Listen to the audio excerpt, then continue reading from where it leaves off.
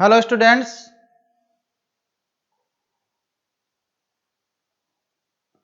English medium के students 2-3 दिन से कमेंट्स कर रहे थे कि हमारे लिए भी मॉडल पेपर दो।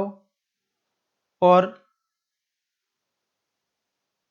इंग्लिश मीडियम के लिए अलग से मॉडल पेपर बनाया गया है, जिसमें चैप्टर नंबर 1 इलेक्ट्रोस्टैटिक्स का जो चैप्टर नंबर 1 है उसके इम्पोर्टेंट क्वेश्चंस का कलेक्शन किया गया है। और जो भी ये क्वेश्चन है तुम्हारे को सोल्व करना है, नहीं आए तो इनका सॉल्यूशन आप वीडियो में देख सकते हो। तो सबसे पहले अपन क्वेश्चन नंबर 1 देखते हैं।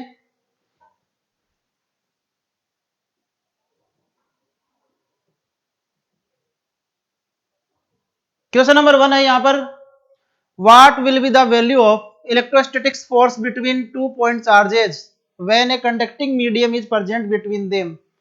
दोनों चार्जेस के बीच में कंडक्टिंग मीडियम रखा हुआ है, तो इस कंडक्टिंग मीडियम की वजह से इलेक्ट्रोस्टैटिक्स फोर्स कितना होगा, ये अपन को यहाँ कैलकुलेट करना है। तो सबसे पहले तुम्हें ये पता होना चाहिए कि जब कभी भी दो चार्जेस के बीच में कोई मीडियम रख दें अपन, दो चार्जेस के बीच में कोई मीडियम हो तो फोर्स का फॉर्मूला क्या होता है। तो इसके लिए अलग से फॉर्मूला है,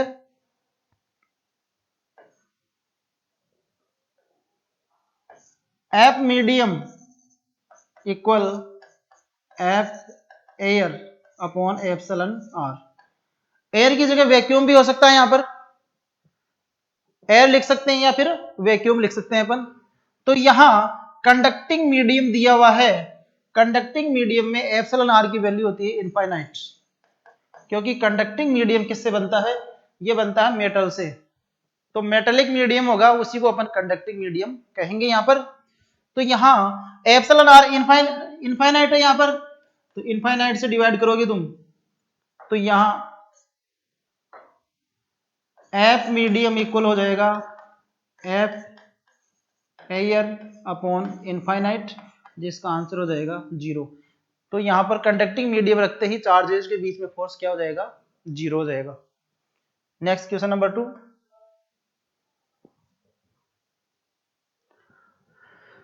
क्वेश्चन नंबर 2 है, right the definition of electric dipole moment. Electric dipole moment क्या होता है, जो डाइपोल की स्ट्रेंथ है उसका मेजरमेंट किया जाता है डाइपोल मोमेंट से। तो ये स्ट्रेंथ का मेजरमेंट करता है डाइपोल की। तो सबसे पहले अपन को ये पता होना चाहिए कि इलेक्ट्रिक डाइपोल होता क्या है।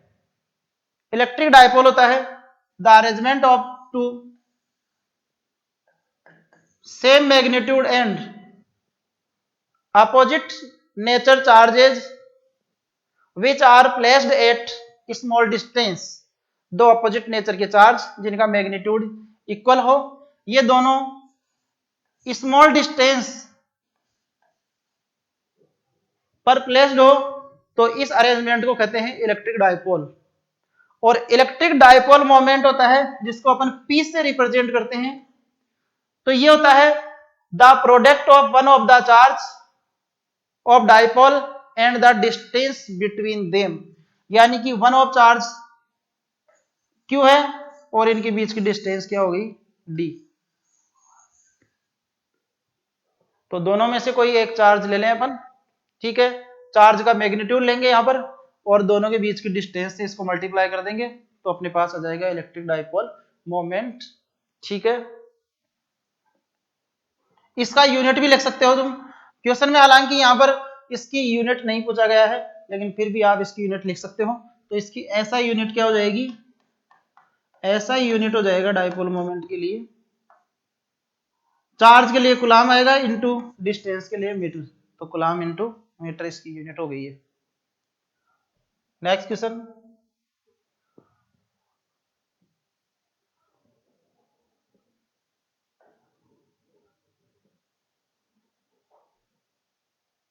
Right the name of fields produced by moving charge particle. Moving charge particle से कौन कौन से फील्ड क्रिएट होते हैं। तो जब चार्ज रेस्ट में होता है, सबसे पहले लेते हैं अपन case first, charge at rest. Charge rest condition में होता है तब केवल इलेक्ट्रिक फील्ड जनरेट होगा। केस सेकंड में charge is moving with uniform velocity,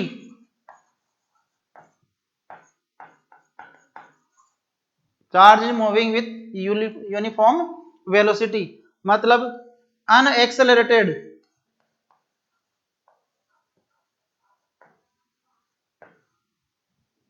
ठीक है। तो यहां electric field and magnetic field दोनों क्रिएट होंगे इससे, इलेक्ट्रिक फील्ड और मैग्नेटिक फील्ड दोनों क्रिएट होंगे। यहां क्वेश्चन में ये कह रहा है कि मूविंग चार्ज से क्या कौन कौन से फील्ड प्रोड्यूस होंगे, तो मूविंग चार्ज से इलेक्ट्रिक फील्ड और मैग्नेटिक फील्ड, ये इसका आंसर होगा। लेकिन अपन एक बात और डिस्कस कर लेते हैं यहां पर कि जब चार्ज एक्सेलरेटेड हो, चार्ज इज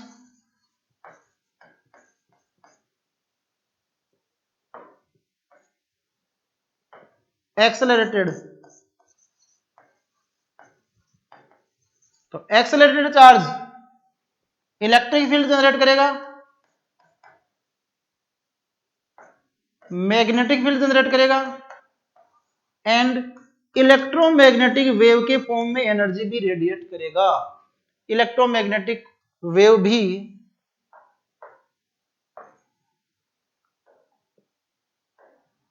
इलेक्ट्रोमैग्नेटिक वेव मतलब इलेक्ट्रोमैग्नेटिक वेव के फॉर्म में ये एनर्जी को प्रोड्यूस करेगा।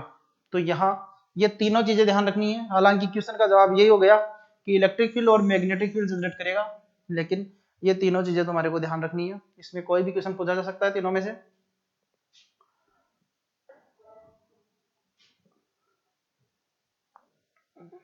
नेक्स्ट है, what do you understand by quantization of charge. Quantization of charge का मतलब है कि किसी भी ऑब्जेक्ट के ऊपर चार्ज या किसी भी बॉडी के ऊपर charge basic unit of charge है उसका इंटीग्रल मल्टीपल होता है। इंटीग्रल मल्टीपल जो बेसिक यूनिट है उसका होगा। तो बेसिक यूनिट क्या होता है, जो इलेक्ट्रॉन पर चार्ज होता है उसका मैग्नीट्यूड को ही अपन क्या कहते हैं, बेसिक यूनिट ऑफ चार्ज, ठीक है। इसको फंडामेंटल यूनिटी भी कह देते हैं। स्मॉलेस्ट यूनिट ऑफ चार्ज भी इसी को कह सकते हैं अपन, ठीक है। तो ये बेसिक यूनिट ऑफ चार्ज है, इसका इंटीग्रल मल्टीपल होगा, मतलब अपन इसको मैथमेटिकली लिख सकते हैं Q equal plus minus N E. इसको Q equal plus minus N E लिखा जा सकता है, ठीक है। थ्योरेटिकली अपन कैसे लिखेंगे, the charge on any body is integral multiple of basic unit of charge E, ठीक है। तो basic unit of charge E का इंटीग्रल मल्टीपल होता है। यहां एन की वैल्यू होती है 1 2 3 4, इस तरह से यहां पर एन की वैल्यू होती है। ई की वैल्यू होती है 1.6 into 10 to the power minus 19 coulomb. E की value 1.6 into 10 to the power minus 19 coulomb होगा यहाँ पर। यहां अपन लिख सकते हैं फिर इसको, अगर 1 2 3 सभी वैल्यू इसमें प्लेस करेंगे तो plus minus 1 E plus minus 2 E plus minus 3, इस तरह से ये आगे और वैल्यू आएगी। तो ये हो गया quantisation of charge.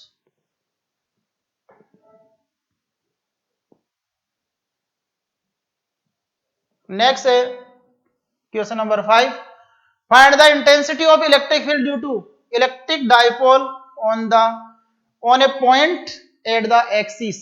Electric dipole की एक्सिस पर अपन को इलेक्ट्रिक फील्ड कैलकुलेट करना है। तो ये डेरिवेशन तुम्हारे नोट्स में लिखवाया हुआ है, चाहो तो आप वहां देख सकते हो इस डेरिवेशन को। इसको सोल्व करके भी बता देता हूं क्योंकि ये बोर्ड के लिए इंपॉर्टेंट है, ध्यान रखना है इसका। तो सबसे पहले अपन डाइपोल का डायग्राम बनाएंगे यहां पर।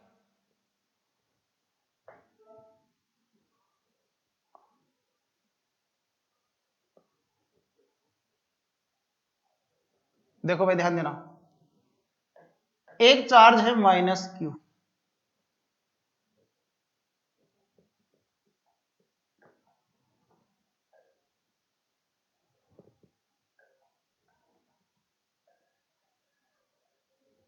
चार्ज माइनस क्यू, दूसरा चार्ज है प्लस क्यू।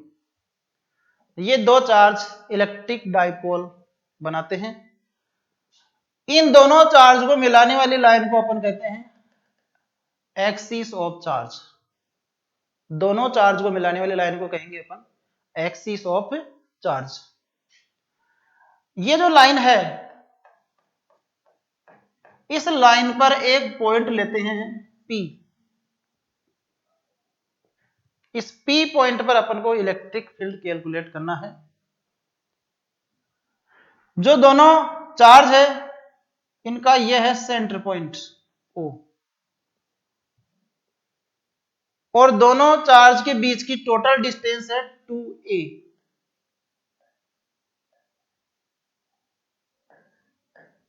दोनों चार्ज के बीच की डिस्टेंस है 2a।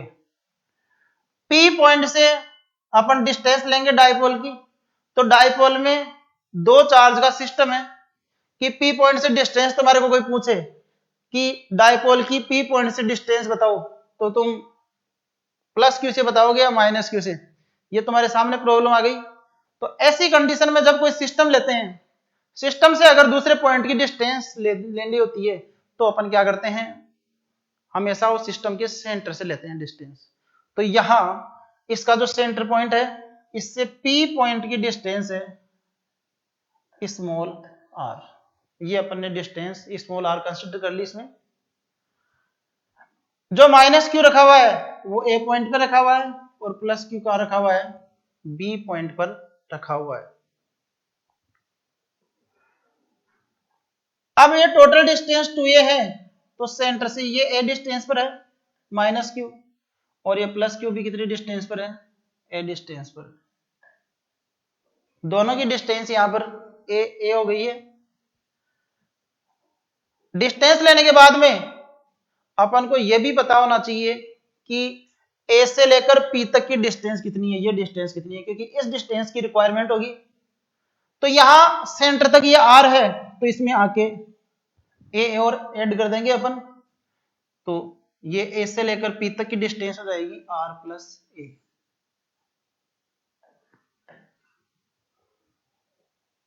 अब लेंगे अपन b से डिस्टेंस, तो ध्यान देना यहां पर ये डिस्टेंस r है तुम्हारे पास, इसमें से ये a माइनस कर देंगे, तो ये बची हुई डिस्टेंस कितनी रह गई, r माइनस a। ये डिस्टेंस रह गई r माइनस a। तो b से डिस्टेंस हो गई है p की r माइनस a। ठीक है। अब यहां अपन a पर जो पॉइंट, a पर जो चार्ज है उसका इलेक्ट्रिक फील्ड का मैग्नीट्यूड लेंगे अपन। तो a वाले का मैग्नीट्यूड, इलेक्ट्रिक फील्ड का मैग्नीट्यूड ले रहे हैं, तो इलेक्ट्रिक फील्ड का फॉर्मूला होता है किसी भी पॉइंट चार्ज की वजह से KQ अपॉन डिस्टेंस का स्क्वायर, KQ अपॉन डिस्टेंस का स्क्वायर।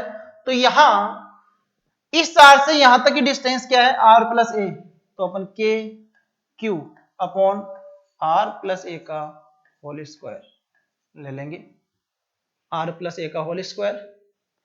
ऐसे ही अपन b की वजह से लेंगे, EB इक्वल यहां से यहां तक की डिस्टेंस है r माइनस a, तो वापस वही चार्ज के मैग्नीट्यूड दोनों का सेम है, केवल साइन का डिफरेंस है, एक प्लस में एक माइनस में। यहां डिस्टेंस हो गई r माइनस a। अब बताओ यहां पर दोनों में से किसकी वैल्यू ज्यादा है, b की है या फिर a की वैल्यू ज्यादा है, तो यहां दोनों में ज्यादा वैल्यू होगी b की, क्योंकि ये कम से डिवाइड हो रहा है। तो यहां लिख देना EB is greater than EA, EB is greater than EA। अब यहां B और A के इलेक्ट्रिक फील्ड की डायरेक्शन भी रिप्रेजेंट करो। माइनस की वजह से इलेक्ट्रिक फील्ड होता है खुद की तरफ, तो माइनस इसकी खुद की तरफ इलेक्ट्रिक फील्ड हो जाएगा इस तरफ EA। दूसरा है B वाला, B प्लस है, तो प्लस वाले की वजह से इलेक्ट्रिक फील्ड किस तरफ होता है, उससे दूर की तरफ, तो B वाले की तरफ से होगा इलेक्ट्रिक फील्ड इस तरफ। ठीक है भाई।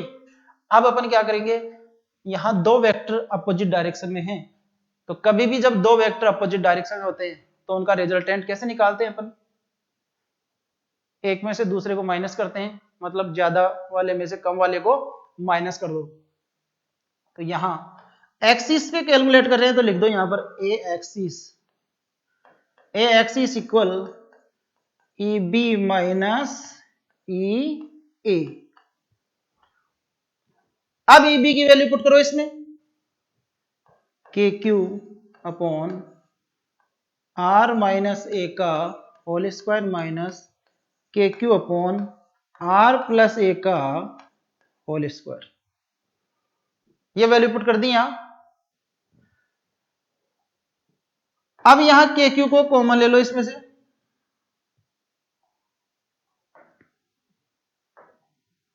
तो के क्यू को बाहर ले लिया, तो यहां क्या बच गया, 1 अपॉन आर माइनस ए का स्क्वायर अपॉन आर प्लस ए का होल स्क्वायर। तो ई एक्सिस हो जाएगा यहां पर। अब ई एक्सिस इक्वल, ये दोनों है, इनका एलसीएम लो यहां पर, तो इसका एलसीएम क्या हो जाएगा, आर प्लस ए का होल स्क्वायर और आर माइनस ए का होल स्क्वायर, एक साथ लिख सकते हैं दोनों को।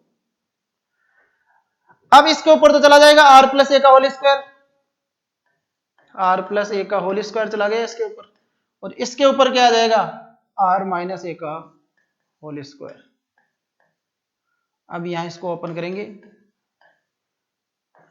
इन दोनों को मल्टीप्लाई करेंगे तो ये क्या बन जाएगा, R square minus A square का होल स्क्वायर। इसको ओपन करो, R square plus A square plus 2ar, फिर माइनस का साइन, इसको ओपन करो आर माइनस ए के होल स्क्वायर को, R square plus A square minus 2ar। अब इस माइनस से मल्टीप्लाई कर दो इसको कंप्लीट को,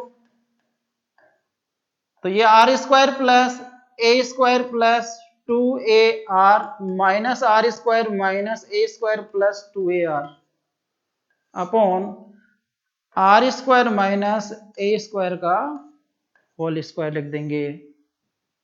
अब बताओ क्या करेंगे इसके बाद में, ये कैंसिल हो गए हैं, तो यहां के क्यू, ये 2ar है और ये भी है 2ar, तो ऊपर क्या आ गया 4ar upon R square minus A square का होल स्क्वायर।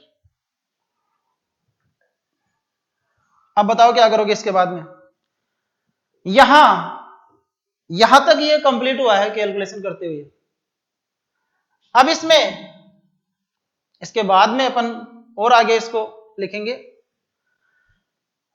ये जो r है, if r is very very greater than A, हो सकता है कि r की वैल्यू ऐसे बहुत ज्यादा हो, ठीक है ना, तो यहां r is very very greater than A, तो R square minus A square approximate equal हो सकता है आर स्क्वायर के, क्योंकि r बहुत बड़ा है, r is very very greater than, तो R square minus A square approximate equal हो जाएगा आर स्क्वायर के। तो यहां ई एक्सिस इक्वल हो जाएगा, ई एक्सिस इक्वल के क्यू 4ar अपॉन, इसके ऊपर केवल यहां बचेगा आर स्क्वायर, तो आर स्क्वायर बचेगा, तो क्या लिखोगे यहां पर, आर स्क्वायर की पावर 4 हो जाएगा ना, आर स्क्वायर के ऊपर और स्क्वायर लग रहा है, तो आर की पावर क्या बन गया, ये 4 बन गया यहां पर, क्योंकि इसकी जगह अपन आर ही लिखेंगे। तो ई एक्सिस इक्वल क्या हो गया है, के क्यू। अब यहां एक काम और करते हैं, इसमें ये जो 4 है इसको 2 इंटू 2 में लिख देते हैं, तो 2 इंटू 2, आर को अपनी जगह रहने दो। हाँ, ये जब r की पावर 4 बनेगा यहां पर, तो इस r से ये वाला एक r कैंसिल हो जाएगा, तो नीचे क्या बचेगा,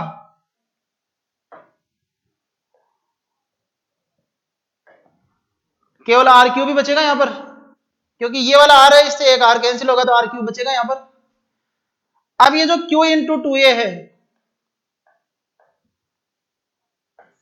q इंटू 2a को क्या लिखते हैं, q क्या है, magnitude of one of the charge, दोनों में से किसी एक चार्ज का मैग्नीट्यूड है ये, इसको अपन दोनों के बीच के डिस्टेंस से मल्टीप्लाई कर देंगे तो क्या आएगा अपने पास, डाइपोल मोमेंट P आएगा यहां पर। तो इसको लिख देते हैं P। तो इसकी जगह ये वाला है, इसको रिप्लेस कर देते हैं अपन डाइपोल मोमेंट P से। तो ई x is equal to K P upon two, ये वाला टू अपनी जगह आएगा, के बी रह गया, क्यू इंटू टू, यहां पर पी से रिप्लेस हो गया। तो ये आंसर आ गया तुम्हारे पास, एक्सिस पे इलेक्ट्रिक फील्ड हो गया to K P upon are Q. ठीक है, अब इसका वेक्टर फॉर्म भी लिखना है अपन को। वेक्टर फॉर्म लिखने के लिए यहां पर ध्यान देना, यहां पहले तो ये पता लगाओ कि जो इलेक्ट्रिक फील्ड आया है एक्सिस पे, इसकी डायरेक्शन किस तरफ रहेगी। तो ध्यान दीजिए यहां पे, ये ए की वजह से इलेक्ट्रिक फील्ड है, ये बी की वजह से इलेक्ट्रिक फील्ड है। ठीक है, ये इन दोनों का इलेक्ट्रिक फील्ड है अलग अलग। ठीक, अब ज्यादा वैल्यू कौन सी है, ई बी, इसका मतलब रिजल्टेंट किस तरफ आता है, हमेशा जो वेक्टर ज्यादा है उसकी तरफ आता है। तो यहां अपना रिजल्टेंट इलेक्ट्रिक फील्ड जो ई एक्सिस है ये ई बी की तरफ रहेगा, क्योंकि ई बी की वैल्यू ज्यादा है। तो ई एक्सिस किस तरफ आया,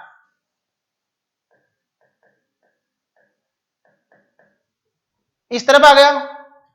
अब बात करते हैं डाइपोल मोमेंट की। डाइपोल मोमेंट की डायरेक्शन होती है नेगेटिव चार्ज से पॉजिटिव चार्ज की ओर, माइनस से प्लस की ओर होती है। तो यहां डाइपोल मोमेंट की डायरेक्शन होगी माइनस से प्लस की तरफ, मतलब इस डायरेक्शन में। ये हो गई पी की डायरेक्शन। किसकी डायरेक्शन हो गई ये, पी की डायरेक्शन हो गई ये, किस तरफ, negative to positive. E axis किस तरफ है, इस तरफ। डाइपोल मोमेंट पी किस तरफ है, इस तरफ। दोनों ही एक ही डायरेक्शन में है। इसका मतलब अपन ये कह सकते हैं क्या, कि जो डायरेक्शन डाइपोल मोमेंट की है वही डायरेक्शन है ई एक्सिस की।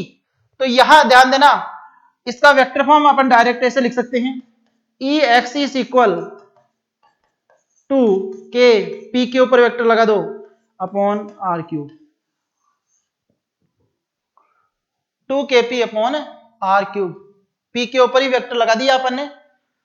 तो इससे क्या प्रूव हो रहा है कि जो डायरेक्शन पी की है वही किसकी होगी, एक्सिस पर रिजल्टेंट इलेक्ट्रिक फील्ड की डायरेक्शन होगी यहां पर। ठीक है, तो ये डेरिवेशन कंप्लीट हो गया है। यहां वेक्टर फॉर्म तक लिखना है और ये इंपॉर्टेंट है बोर्ड के लिए। इस बार ये हो सकता है कि बोर्ड में आए, तो इसको ढंग से 2-3 बार बिना देखे लिखना और तैयार करना।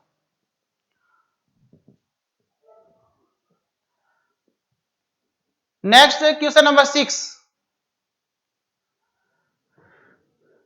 Right any two properties of electric field lines. अपन को इलेक्ट्रिक फील्ड लाइंस की प्रॉपर्टी लिखनी है।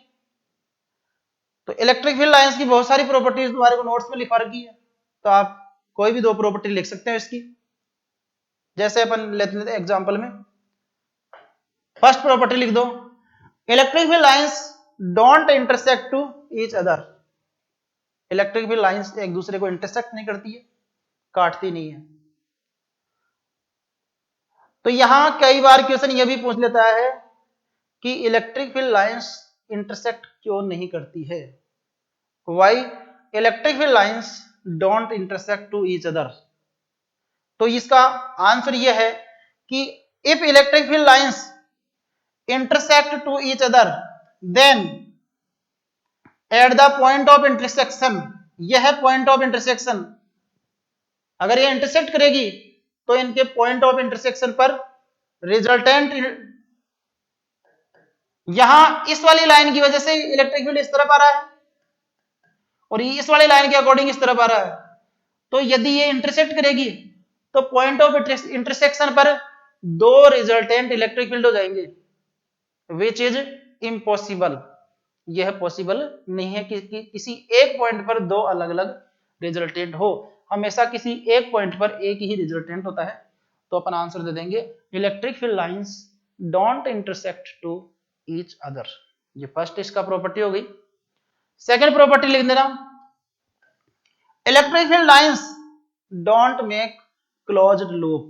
ये क्लोज लूप नहीं बनाती है, मतलब इस तरह से इलेक्ट्रिक फील्ड लाइंस नहीं होती है। ये भी क्या है, इम्पॉसिबल है। इसके अलावा और भी कई सारे इसके एग्जाम्पल है, लेकिन और भी प्रॉपर्टीज है इसकी। यहां 2 प्रॉपर्टी पूछी गई है और इन दोनों पे क्वेश्चन बनता है। अलग अलग क्वेश्चन भी बन सकता है। यह भी पूछ सकता है कि Y electric field lines don't make close loop नहीं क्यों नहीं बनाती है, इसका क्या रीजन है? तो इसका आंसर है electric field is a conservative field. Electric field is a conservative field. In conservative field electric field lines don't make close loop. ये कंजर्वेटिव फील्ड है और कंजर्वेटिव फील्ड में कभी भी क्लोज लूप नहीं होता है। ये इसका आंसर है, ठीक है ना। तो ये दोनों पॉइंट मैंने इसलिए दिए हैं क्योंकि इनमें पर्सनल क्वेश्चन भी बनता है दोनों प्रॉपर्टीज पे, तो इन दोनों को ध्यान रखना। बाकी नोट्स में भी लिखवाए हैं तुम्हारे को। नेक्स्ट,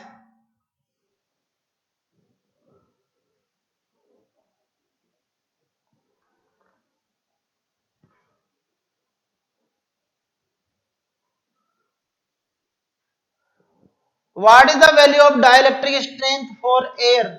एयर के लिए डाइलेक्ट्रिक स्ट्रेंथ की वैल्यू क्या होगी? तो एयर के लिए डाइलेक्ट्रिक स्ट्रेंथ की वैल्यू होती है 3 इंटू 10⁶ वोल्ट अपॉन मीटर, ठीक है। What is the value of dielectric strength for air? Air के लिए डाइलेक्ट्रिक स्ट्रेंथ की वैल्यू क्या होती है? 3 इंटू 10⁶ वोल्ट पर मीटर होती है। ये याद रखना है तुम्हारे को।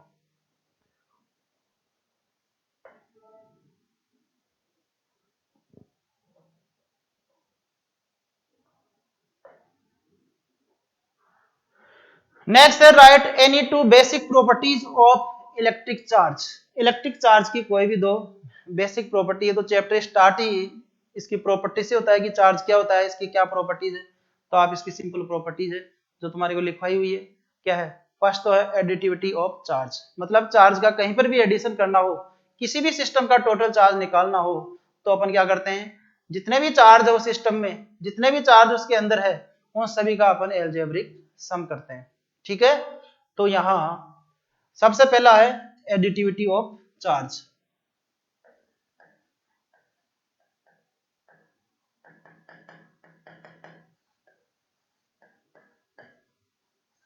Additivity of charge. सेकंड है कंजर्वेशन ऑफ चार्ज।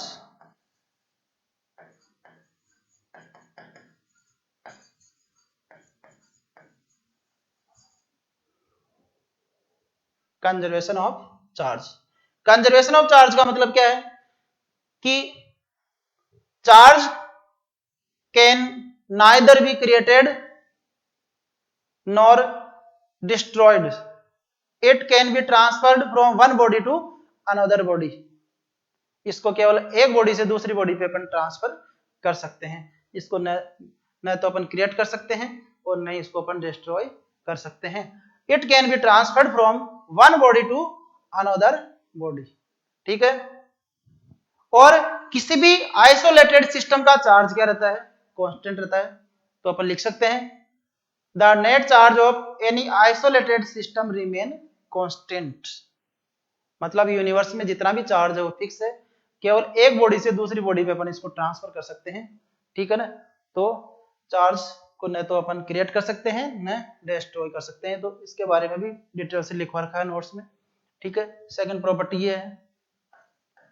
थर्ड है क्वांटाइजेशन ऑफ चार्ज, मतलब charge is quantized. Charge is quantized.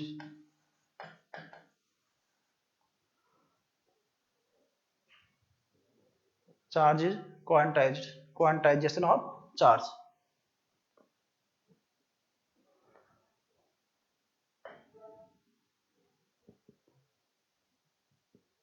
Next है question number 9, write the value of one quantum charge. Charge की जो बेसिक यूनिट है उसी को कहते हैं अपन क्वांटम ऑफ चार्ज। तो बेसिक यूनिट ऑफ चार्ज क्या है? Electronic charge. इलेक्ट्रॉनिक चार्ज को अपन बेसिक यूनिट ऑफ चार्ज कहते हैं। तो यहां E की वैल्यू 1.6 इंटू 10⁻⁻19 कूलम होता है। तो ये क्या बन गया है? Quantum of charge. ये जो मिनिमम वैल्यू है चार्ज की, उसी को क्या कहते हैं अपन, क्वांटम ऑफ चार्ज कहते हैं।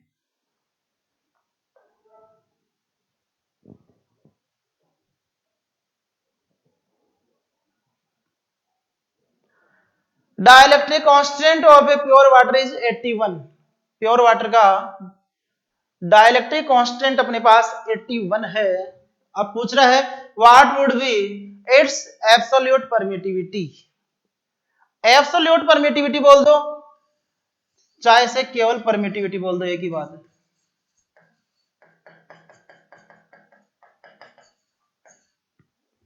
ठीक है ना, कहीं क्वेश्चन में परमिटिविटी भी पूछ ले तो भी उसका मतलब है एब्सोल्यूट परमिटिविटी। और जो डाइलेक्ट्रिक कांस्टेंट है, इस डाइलेक्ट्रिक कांस्टेंट का एक नाम और रिलेटिव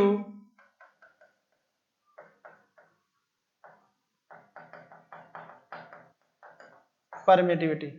इसका नाम और है रिलेटिव परमिटिविटी। मतलब इसको अपन एप्सिलॉन आर से रिप्रेजेंट करते हैं। तो एप्सिलॉन आर की वैल्यू क्या होती है, वाटर के लिए 81 दी हुई है, तो एप्सिलॉन आर इक्वल क्या है 81। अब जो एप्सिलॉन आर है इसको क्या लिखते हैं अपन, epsilon upon epsilon naught. Epsilon क्या है, मीडियम की परमिटिविटी, किसी भी मीडियम की एब्सोल्यूट परमिटिविटी। एप्सिलॉन नॉट क्या है, एप्सिलॉन नॉट है वैक्यूम की परमिटिविटी। तो एप्सिलॉन इक्वल क्या हो जाएगा 81 एप्सिलॉन नॉट। अपन को क्वेश्चन में ये पूछा जा रहा है कि मीडियम, मीडियम कौन है यहां पर, वाटर, वाटर की परमिटिविटी पूछी जा रही है यहां पर। तो वाटर की परमिटिविटी हो गई 81 इंटू एप्सिलॉन नॉट की वैल्यू फिक्स होती है 8.85 into 10 to the power minus 12 coulomb square upon newton into metre square. Coulomb square upon newton into metre square, इन दोनों को मल्टीप्लाई कर देना, इसका आंसर आ जाएगा।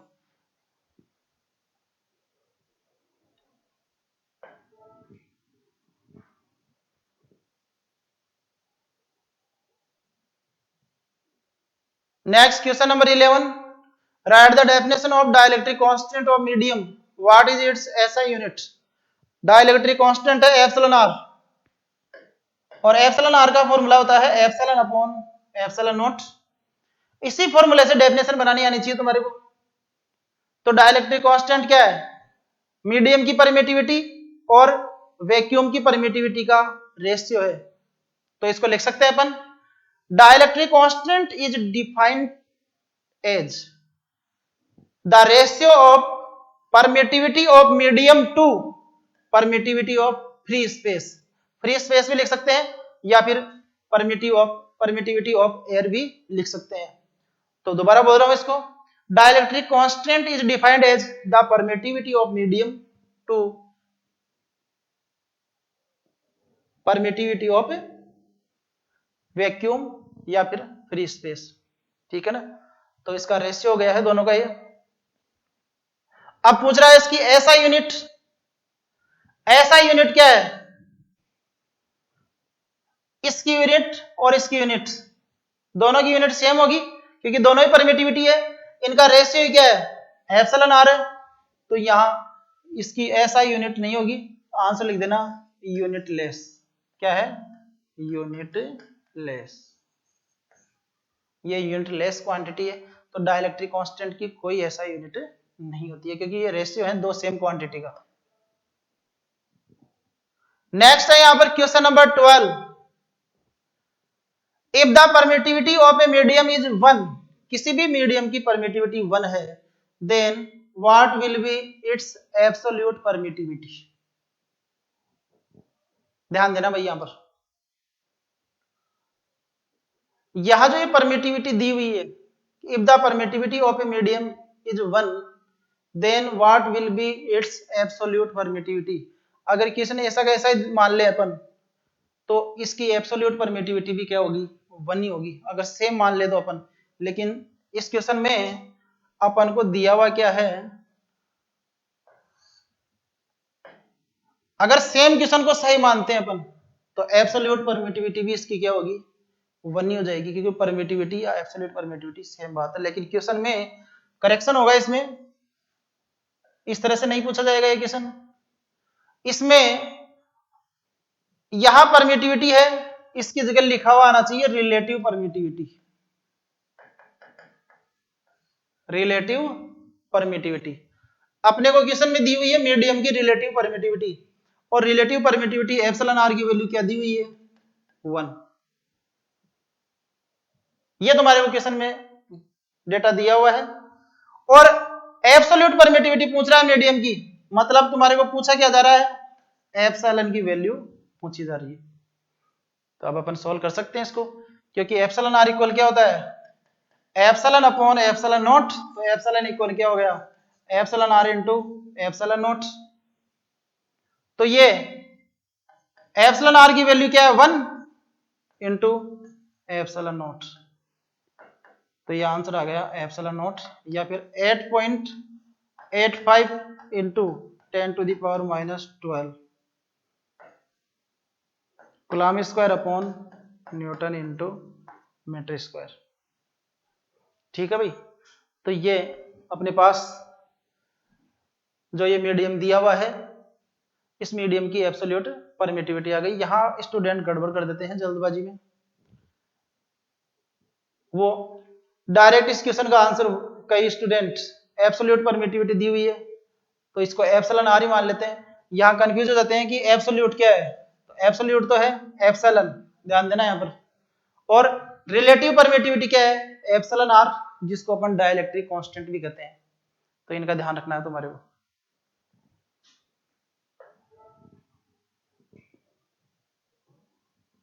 Next question number 13,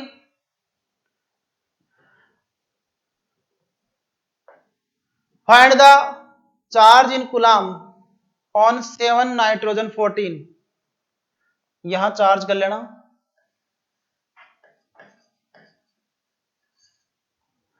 find the charge in coulomb on 7 nitrogen 14। तो किसी भी न्यूक्लियस पे चार्ज का फॉर्मूला होता है Q इक्वल जेड। जेड क्या है यहां पर, एटॉमिक नंबर। तो ये है एटॉमिक नंबर इसका 7। तो यहां 7e हो जाएगा आंसर, Q इक्वल 7e। और E की वैल्यू पुट कर देना इसमें 1.6 इंटू 10⁻⁻19। तो ये इसका आंसर हो जाएगा, इसको मल्टीप्लाई कर लेना। तो ये जो मैंने क्वेश्चन अलग अलग लिए हैं, इन क्वेश्चंस की प्रैक्टिस करनी है तुम्हारे को, ठीक है। और हर एक चैप्टर को डेली का मैं एक चैप्टर का रिवीजन लूंगा, एक चैप्टर के क्वेश्चंस का डिस्कशन करूंगा। तो आप लोगों को डेली एक चैप्टर तैयार करना है, ठीक है। इससे आपकी कंटिन्यूटी बनी रहेगी। और इसके अलावा और भी क्वेश्चंस होंगे, ये मत समझना कि ये क्वेश्चन दे दिया तो भाई यही फिनिश है चैप्टर। और भी मैं फुल सिलेबस का जब मॉडल पेपर लूंगा, ठीक है, जब फुल सिलेबस के अपन क्वेश्चंस का डिस्कशन करेंगे तो उसमें और क्वेश्चन तुम्हारे यहाँ ऐड कर दिए जाएंगे। तो क्वेश्चंस को डायरेक्टली रटना नहीं है, उनको समझना है, ठीक है। All the best.